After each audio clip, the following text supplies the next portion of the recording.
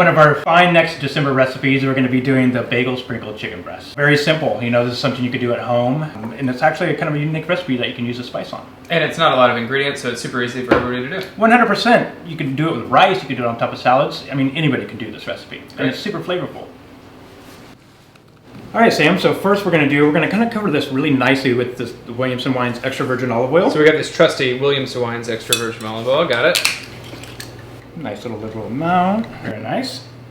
Cool. And that olive oil is what really creates the seasoning cap with the bagel sprinkle. Next, we're going to be seasoning this very nicely with a good amount of salt and pepper. Always do front and back. Yeah, I think that's one of the most important things that people miss is they don't do the front and the back side.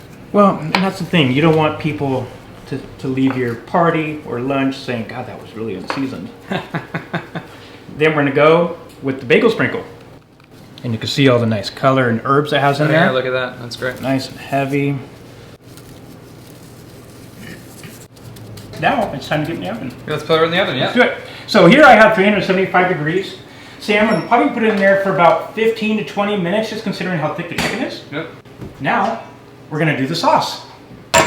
First, we have our softened cream cheese. Then we're gonna do our milk. Our butter that we sped up, we microwaved it a little bit so we can break it down. Easier to pour in, easier to stir in. And then we're just gonna kind of break that with the whisk, get it into a cream. So this is our cue to go in with the scallions. It's coming together so nicely, there's no clumps left in it. So just throw it right in there, huh? Throw it right in there.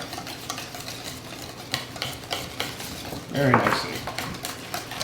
Great. And then I'm going to season it. Some salt and pepper.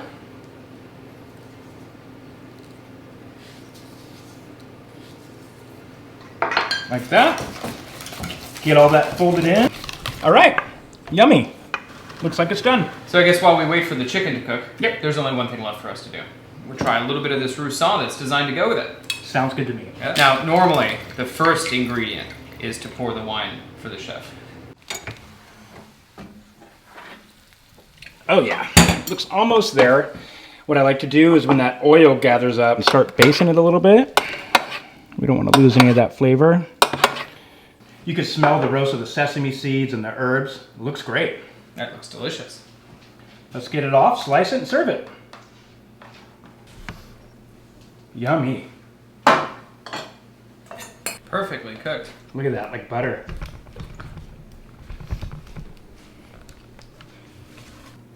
All that's left is for us to add the sauce to it, huh? Absolutely.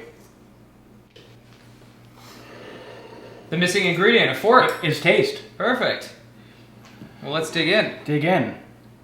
Be careful, it's warm.